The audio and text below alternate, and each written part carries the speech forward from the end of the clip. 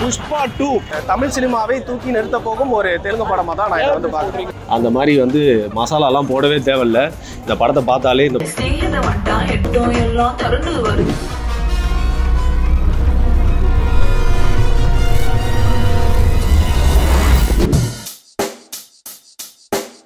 Check the mic and make sure it sound right, boy. ரொம்ப நாளுக்கு அப்புறம் movie விளாக்ல நம்ம இன்னைக்கு பார்க்க வந்திருக்கிறது புஷ்பா 2. ஸோ நான் இங்கே வந்தோன்னே இந்த மாதிரிலாம் உள்ளே பண்ணக்கூடாது போல, தேட்டருக்கு வெளில தான் பண்ணணும்னு ரூல்ஸ்லாம் போட்டிருக்காங்களே அப்படின்னு நினச்சினே வந்தேன். ரோட்டில் பண்ணலான்னு பார்த்தா இது பாருங்கள், எல்லாருமே ஏற்கனவே பேட்டிலாம் எடுத்துகிட்டு இருக்காதிங்க. ஸோ தவிர்க்கவே முடியல போல இருக்குது. ஸோ ஒரு படத்தோட குட் பப்ளிசிட்டி அப்படிங்கிறத வந்து யாராலையும் தடுக்க முடியாது. பேட் பப்ளிசிட்டியாக இருந்தாலும் நீங்கள் எவ்வளோதான் முட்டு கொடுத்தாலும் படம் ஓடாது அப்படிங்கிறது இது மூலிமா புரிஞ்சிருக்கு.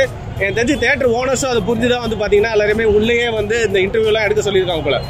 இன்னொரு விஷயம் என்னன்னா, படம் வந்து 3 நாளைக்கு யூடியூப்ல இல்லை ட்விட்டரில் இல்லை சமூக வலைதளங்களுக்கு எதுவுமே வந்து ரிவ்யூவே எழுதக்கூடாது அப்படின்னு சொல்லிட்டு கோர்ட்டில் போயிட்டு தடை வாங்க பார்த்துருக்காங்க. கோர்ட் அதெல்லாம் பண்ண முடியாது, பத்திரிகை சுதந்திரம், இது வந்து தனிப்பட்ட சுதந்திரம், படத்தை பற்றி யார் வேணால் அதை விமர்சனம் பண்ணலாம் அப்படின்னு சொல்லி தலை மேலே தட்டி அனுப்பிட்டாங்க போல இருக்கு. ஸோ ரொம்ப நல்ல விஷயம். படம் வந்து நல்லா இருக்குதுன்னா அது ஓட போகுது, நல்லா இல்லை அப்படின்னா மக்கள்லாம் சொல்லி அது மூலியமா வந்து கேட்டு நம்ம தப்பிச்சுக்க போகிறோம் அந்த படத்தில். எனிவே ரொம்ப நாளுக்கு அப்புறம் நம்ம வந்து மூவி விளாக் பண்ண வந்திருக்கோம். ஸோ புஷ்பா 2 இந்த படத்து மேலே வந்து ஏன் உனக்கு இவ்வளோ ஆவல், ஏன் மூவி விளாக் நீ இந்த படத்துலேருந்து ஸ்டார்ட் பண்ணுறேன் அப்படின்னு கேட்டிங்கன்னா, சத்தியமாக அதெல்லாம் எதுவும் இல்லைங்க. ஆனால் ஃபஸ்ட் பார்ட் பற்றி சொல்லணும். நான் தெலுங்கு படம்லாம் அவ்வளோ பார்க்க மாட்டேன். ரீசெண்டாக நான் பார்த்த படம் வந்து தெலுங்கு படத்தில் லக்கி பாஸ்கர் சூப்பராக இருந்துச்சு. அப்புறம் பாகுபலி பார்த்துருக்கோம், எல்லாருக்குமே பிடிச்சிருக்கோம். அதே மாதிரி இந்த புஷ்பா 1 வந்து பார்த்தேங்க, எப்படி ஆரம்பிச்சதோ அதே மாதிரி சும்மா ஸ்பீடாக போய் முடிஞ்சுது. ஒரு சும்மா என்டர்டைனிங் மூவியில் அப்படியே ஜாலியாக பேன் உட்காந்து பார்த்துன்னு இருக்கலாம். அதுவும் கடைசியில் அந்த பகத் பாசில் போர்ஷன்லாம் வந்து இது பாருங்கள், அது சூப்பராக எடுத்துருந்தாங்க. அண்ட் இவங்க 2 பேருக்கும் ரைவால்ரியை வந்து செம்மையாக முடிச்சிருந்தாங்க. குறிப்பாக எனக்கு ஃபஸ்ட் பார்ட்டில் என்ன பிடிச்சிருந்தா அப்படின்னா, தமிழ் டப்பிங் இவனுக்கு கொண்டு கொடுத்துருப்பான்ல, சார் எனக்கு தமிழா இல்லை தெலுங்கா அப்படின்னு கேட்டோன்னா, பச்சை தெலுங்கா சார் அப்படின்னு ஒரு மாதிரி அந்த வாய் டிஃப்ரெண்ட்டாக வச்சு பேசுவான்ல, அந்த டப்பிங் கொடுத்த வந்தவங்க வந்து பார்த்தீங்கன்னா மெயின் ரீசன். செகண்ட் பார்ட்லேயும் அவனோட வாய்ஸ் கேட்கறதுக்காக தான் நான் வந்து வந்திருக்கேன். மற்றபடி நம்ம பெரிய அல்லு அர்ஜுன் பிளான்லாம் இல்லை. இப்போ வரைக்கும் நான் பார்த்த வரைக்கும் படத்துக்கு மிக்சட் ரிவ்யூஸ் தான் இருக்குது. பட் படம் எப்படி இருக்க போகுது அப்படிங்கிற பார்க்கறதுக்கு எனக்கு ரொம்ப க்யூரியஸாக இருக்குது. அது மட்டும் இல்லாமல் வழக்கமான நம்ம மூவி விளாகில் என்னென்னலாம் பண்ணுவோமோ அந்த அட்டகாசம் எல்லாமே பண்ணலாம். வாங்க போகலாம்.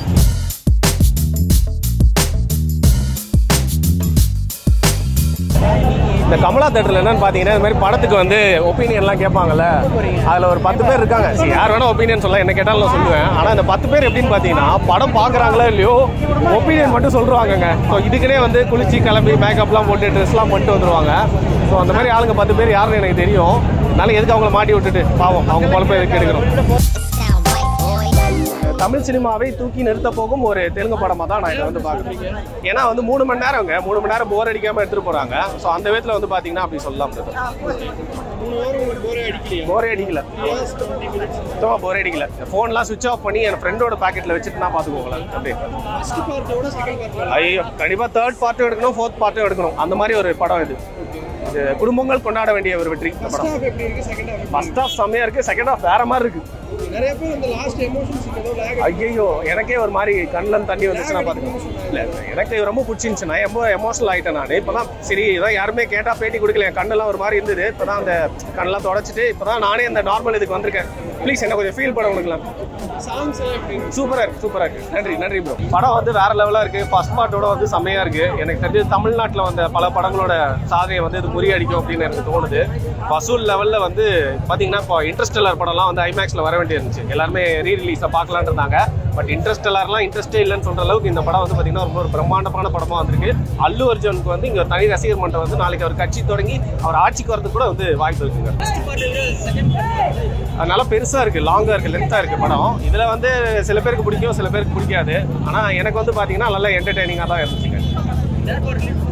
ஆமாம், கண்டிப்பாக கொடுத்துருக்காங்க. நான் அது பார்க்கலங்க. ஆமாம் ஆமாம் ஆமாம். இல்லை, எனக்கு நானே ஒரு குழந்தை மனநிலையில் தான் வந்திருக்கேன். எனக்கு பிடிச்ச விஷயங்கள் அல்லு அர்ஜுன் பண்ண சேட்டைங்க, பகத் பாசில் அவரோட அவங்க 2 பேருக்கும் உண்டான அந்த விரோதம் எல்லாமே சூப்பராக வந்திருக்கு. நீங்கள் பார்த்தீங்களா? சீக்கிரம் பாருங்க. எல்லாமே செம்மையாக வந்திருக்கு. தெலுங்கு படம் சொல்லவா வேணும். மிளகா பொடி எடுத்து அப்படியே கண்ணிலே போட்டாங்க ஃபுல்லாக. எல்லா படத்துமே வந்து இன்னைக்கு ஃபேமிலியோட பார்க்க தான் வராங்க. படம் போட்டுருந்தாங்க சொர்க்கவாசல். அது கூட வந்து குழந்தைங்களோட வந்து தான் பார்த்துருந்தாங்க போன வாரம். எல்லாமே ஃபேமிலியோட வந்து பார்க்கலாம் அந்த படத்தை.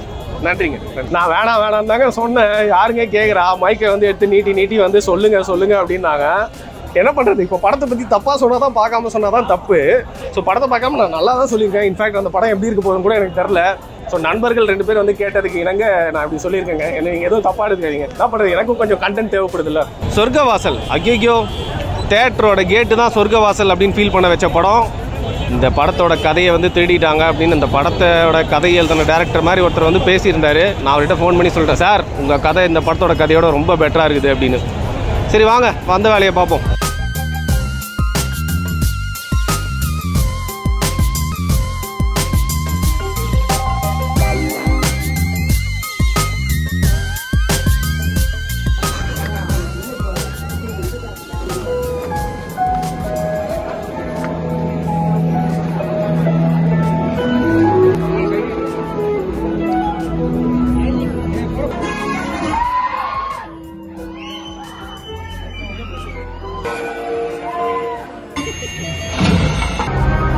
நல்லாகா எஸ் அப்பான் பாஸ் பயந்துட்டு சுத்தி பார்த்துட்டு இருக்க.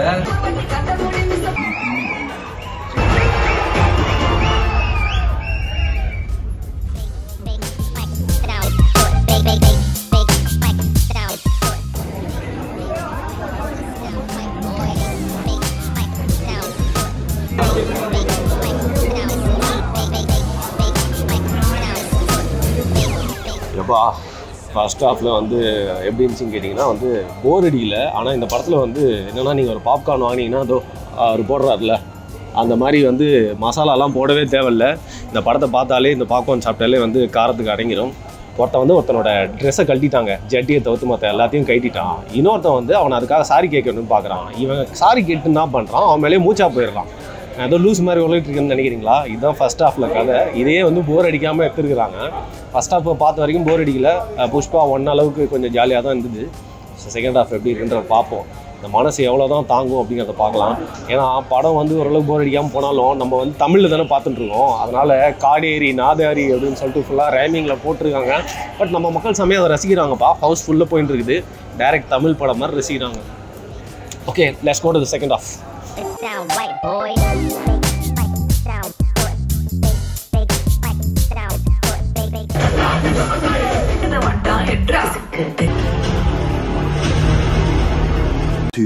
hours later.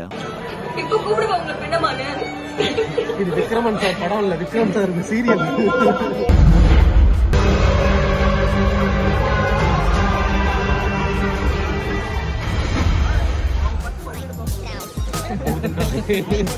அதாவது எனக்கு சதெல்லாம் ரொம்ப கம்மி பின்னாடி. எனக்கே எப்படின்னா பெரிய டிக்கி இருக்கவன் கூட வந்து வலிக்கிற அளவுக்கு வந்து படம் முடியுமான்னு எடுத்து வச்சுருக்காங்க. இதில் தேர்ட் பார்ட் வர போதான். ஃபர்ஸ்ட் ஹாஃப் வந்து செம்மையாக இருந்தது, ஆக்சுவலாக என்டர்டெய்னிங்காகவே இருந்தது.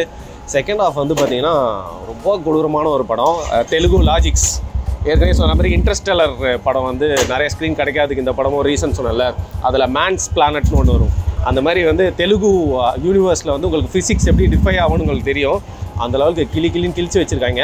அண்ட் முக்கியமான விஷயம், உலக வரலாற்றிலே முதல் முறையாக ஆபாசத்தை தவிர்ப்போன்னு ஆபாசமாகவே ஒரு பாட்டு வந்து வச்சுருக்காங்க. சரி, இதெல்லாம் பார்த்து முடிச்சுட்டு சமாளித்து படம் முடியும்னு பார்த்தா வந்து இழுத்து 3.5 மணி நேரம் இழுத்துட்டாங்க. இது ஒரு கொடூரமான இழுவை வந்து ரீசெண்ட் டைம்ஸில் நான் பார்த்ததே இல்லை. ஸோ தேர்ட் பார்ட்டுக்கு ஆப்வியஸ்லி வந்து லீடு கொடுத்து வச்சுருக்காங்க. ஸோ படம் வந்து ஃபர்ஸ்ட் ஹாஃப் நல்லா இருந்துச்சு, செகண்ட் ஹாஃப் ரொம்ப கேவலமாக இருக்குது, எப்படா முடியும்னு ஆயிடுச்சு. இல்லை தேர்ட் பார்ட்டுக்கு லீடு கொடுத்ததை பார்த்தா வந்து கண்டிப்பாக வந்து தேர்ட் பார்ட்டுக்கு வரவே மாட்டோம் அப்படின்னு ஒரு வார்னிங் கொடுத்த மாதிரி இருந்துச்சு. சரி, இதில் இன்னும் 2 விஷயம் இருக்குது. நான் ரிவ்யூலாம் பண்ணல, இதெல்லாம் என்னோடய ஒப்பீனியன். இந்த படத்தை பார்க்க போய் வந்து பார்த்திங்கன்னா சந்தியா தேட்டர் அப்படின்னு ஒரு தேட்டரில் அல்லு அர்ஜுன் வந்திருக்காருன்னு இந்த படத்தையும் அவரையும் பார்க்கறதுக்காக நிறைய பேர் போய் வந்து பார்த்திங்கன்னா 3 பேர் வந்து செத்து போயிட்டாங்க. ஸோ இந்த படத்தோட ஒரு பேடான ஒரு துரதிருஷ்டமான விஷயமும் வந்து நடந்திருக்கு. ஸோ கண்ட்ரி ஃபுல்லாக இதை பற்றி தான் வந்து பேசிகிட்டு இருக்காங்க. அது மட்டும் இல்லாமல் இந்த படத்துக்கு வந்து இந்த மாதிரி மூவி விளாக் பண்ணுறோம். இதை தொடர்ந்து வந்து பார்த்திங்கன்னா நண்பர் பாரிசாலன் அவரோட சேனல்லையும் வந்து இந்த படத்தை வந்து காரணமாக எடுத்துக்கிட்டு இதை சம்மந்தப்பட்டு வந்து ஒரு முக்கியமான விஷயத்தை வந்து பேச போகிறோம். ஸோ இந்த மூவி விளாக் மட்டும் இல்லாமல் இந்த படத்தை பற்றி பேசுறதுக்கு உண்டான அந்த விஷயத்தோட எக்ஸ்டென்ஷனாக தான் வந்து பார்த்திங்கன்னா வள்ளல் மீடியாவில் நீங்கள் போய் வந்து பார்க்கலாம். ஸோ இந்த படத்தில் செம்மரக்கட்டை இருக்குது இல்லையா, அதை வச்சு நிறைய பேருக்கு தெரியாத இல்லை நிறைய பேருக்கு தெரிஞ்சும் மறந்து போன விஷயங்களை வந்து நினைவூட்டும் விதமாக வந்து அந்த வீடியோ இருக்க போகுது. ஸோ இந்த வீடியோவை பார்த்து முடிச்சிருந்தீங்க அப்படின்னா நீங்கள் வள்ளல் மீடியாவில் அந்த வீடியோவை போய் பாருங்கள். அதான் ஃபஸ்ட்டு மூவி விளாக் ரொம்ப நாளுக்கு அப்புறம் எடுக்கலாம் அப்படின்னு சொல்லி வந்தேன். அதுக்கே வந்து முடிச்சுட்டிங்க போங்க பாய் அப்படிங்கிற மாதிரி தான் இருக்குது. டிக்கி பாவம் பாய்.